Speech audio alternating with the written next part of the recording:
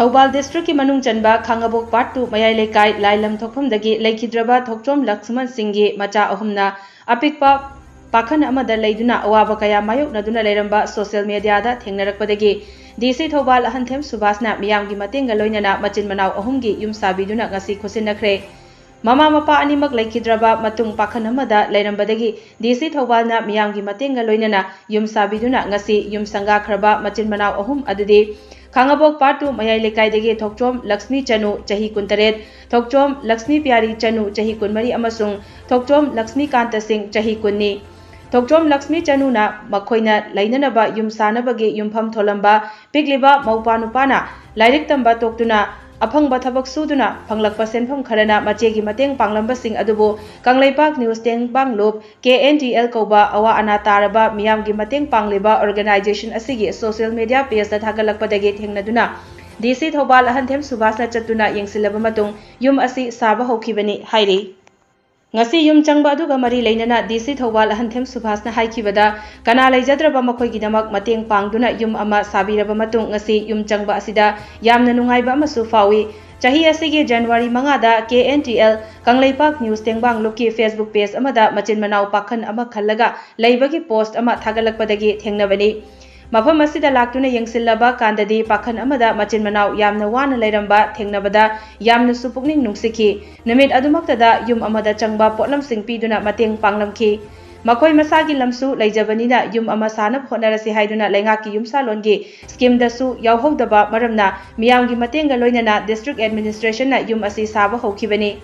DC Subhasna makhatana hai laita laira awa ana taraba misu yambanina scheme mayam asida amuktada konaba ngamdragasu district administration ga miyam ga khutsamnaraga chatminaragade masigumba problem mayam asi solve tawba ngamgani hairaduna district administration na lokhalakpa khongthang singdasu miyam na makhatana mateng pangbiyu laita laira awa ana taraba sing laitanaba hotnabada district administration nasu achoba thodang laujage haiki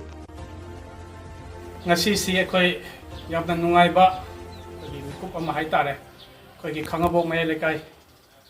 part 2 ko sida leiba koigi Lakshmi amasung agi mawpa Lakshmi Kangi yum ama koigi district administration amasung prajapuna makna punchalaga koi yum ama saba madu makoida khusinaba ngasi yum changba numit oi ngasi gidamakta ngasi yamna nungaiba numit ama nen laujai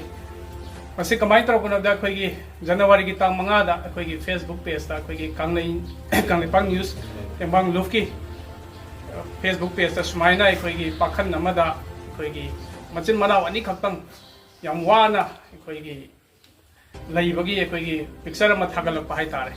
madudagi aingonda numitumakta da ningsingjari koigi samgi hanagi president oiramba ahom boina phone toraga nang Khangabok ta sumbam leire umtang yengse na toraga ꯑꯩꯈꯣꯏ ꯁꯤ ꯃꯐꯝ ꯑꯁꯤꯗ ꯂꯥꯛꯄꯅꯤ ꯌꯥꯝꯅ ꯄꯨꯛꯅꯤꯡ ꯅꯨꯡꯁꯤꯕ ꯑꯩꯈꯣꯏꯅ ꯌꯥꯝꯅ ꯊꯥꯖꯗꯅ ꯍꯥꯏꯇꯥꯔꯦ ꯑꯩꯈꯣꯏ ꯍꯣꯔꯦꯟ ꯀꯩꯅꯣꯗꯁꯨ ꯂꯥꯛꯀꯅꯤ ꯌꯥꯝꯅ ꯄꯥꯈꯟ ꯃꯆꯥ ꯑꯃꯗ ꯇꯧꯔꯒ ꯃꯆꯤꯟ ꯃꯅꯥꯎꯁꯤ ꯌꯥꯝ ꯋꯥꯅ ꯑꯩꯈꯣꯏꯒꯤ ꯕꯦꯁꯤꯛ ꯑꯦꯃꯦꯅꯤꯇꯤꯁ ꯏꯂꯩ ꯂꯩꯔꯝꯗꯕ ꯍꯥꯏꯇꯥꯔꯦ ꯑꯗ ꯑꯩꯈꯣꯏꯅ ꯃꯁꯤ ꯀꯃꯥꯏꯅ ꯇꯧꯁꯤꯒꯦꯅ ꯇꯧꯕꯗ ꯅꯨꯃꯤꯠꯇꯨꯃꯛꯇꯗ ꯑꯩ ꯈꯨꯗꯛꯇ ꯃꯈꯣꯏꯒꯤ ꯗꯔꯀꯥꯔ ꯇꯥꯕ ꯕꯦꯁꯤꯛ ꯑꯦꯃꯦꯅꯤꯇꯤꯁ ꯑꯩꯈꯣꯏꯒꯤ ꯃꯣꯝꯄꯥꯛ ꯅꯨꯡ ꯄꯥꯛꯄꯤꯗ ꯄꯤꯗꯅ ꯑꯩꯈꯣꯏ ꯁꯣꯜꯕ ꯇꯧꯖꯒꯦ ꯌꯨꯝ ꯑꯃꯁꯨ ꯃꯁꯤ ꯁꯥꯅꯕ ꯍꯣꯠꯅꯁꯦꯅ ꯃꯥꯒꯤ ꯃꯅꯥꯎ ꯄꯥꯖꯅ ꯇꯧꯔꯒ ꯃꯣꯏꯒꯤ lam leijabanina ꯑꯩꯈꯣꯏꯒꯤ foundation kitangdi hauramme aduba masi tawda yadabani ꯑꯩꯒꯤꯁꯨ district asida leiriba ꯑꯩꯈꯣꯏꯒꯤ PMAY scheme dasu makhoi ji yahodaba hana PMGB kari scheme dasu government scheme sidasu yahodabanina makhoi sigi tawdaba yade na tawraga yamna sida yam chauna maru oina chembiriba ꯑꯩꯈꯣꯏꯒꯤ abung leire makhoi su donation mayam am tawraga ꯑꯩꯒꯤ district administration ge side dagi su ꯑꯩꯈꯣꯏꯅ scheme nung thidabida angamba mateng pangaga masi ꯑꯩꯈꯣꯏꯒꯤ Machin Manao ani sibu ꯑꯩꯈꯣꯏ mayam leiri nakhoi damakta ꯑꯩꯈꯣꯏ mayam leiri haiduna ꯑꯩꯈꯣꯏꯅ kitang ngamjaba mateng makhoi su mayam am tari tawjaraga ngasi si yum changbani yum changba numit sigi ꯑꯩꯈꯣꯏ harauba phungdokjabani makhata na district administration site jo koina haijaning baje scheme mayam sida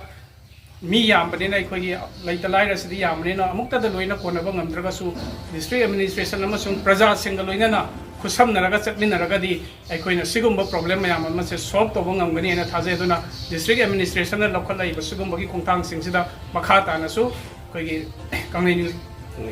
Kangleipak News ꯇꯦꯡꯕꯥꯡꯂꯨꯞꯅꯁꯨ ꯃꯇꯦꯡ ꯄꯥꯡꯕꯤꯌꯨ ꯑꯗꯨꯒ ꯑꯇꯩ ꯄ꯭ꯔꯖꯥꯁꯤꯡꯅꯁꯨ ꯃꯇꯦꯡ ꯄꯥꯡꯕꯤꯌꯨ ꯑꯩꯈꯣꯏ ꯑꯉꯝꯕ district administration ꯁꯥꯏꯠꯇꯒꯤ ꯍꯣꯠꯅꯖꯔꯒ ꯑꯁꯤꯒꯨꯝꯕ ꯂꯩꯇ ꯂꯥꯏꯔꯁꯤ ꯀꯣꯛꯍꯟꯅꯕ ꯍꯣꯠꯅꯕꯗ ꯑꯩꯈꯣꯏ ꯑꯆꯧꯕ ꯊꯧꯗꯥꯡ ꯗꯤꯁꯇ꯭ꯔꯤꯛ ꯑꯦꯗꯃꯤꯅꯤꯁꯇ꯭ꯔꯦꯁꯟ ꯂꯧꯖꯒꯦ ꯍꯥꯏꯕꯁꯤꯃ ꯍꯥꯏꯖꯔꯒ ꯃꯁꯤꯗ ꯃꯇꯦꯡ ꯄꯥꯡꯕꯤꯔꯛꯈꯤꯕ ꯄꯨꯝꯅꯃꯛꯄꯨ ꯑꯃꯨꯛꯀ ꯍꯟꯅ ꯑꯩꯅ ꯀꯣꯛ ꯅꯣꯟꯖꯔꯤ ꯑꯃꯁꯨꯡ ꯊꯥꯒꯠꯄ ꯐꯣꯡꯗꯣꯛ